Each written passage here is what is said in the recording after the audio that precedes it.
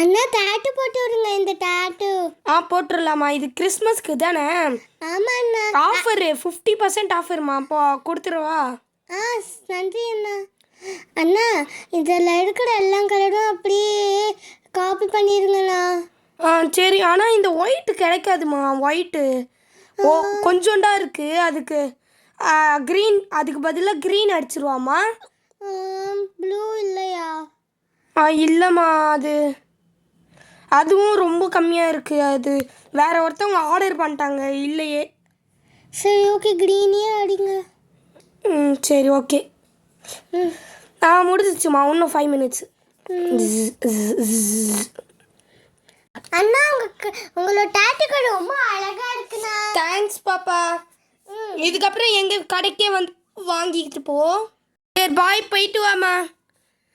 Hello madam, வாங்க வாங்க.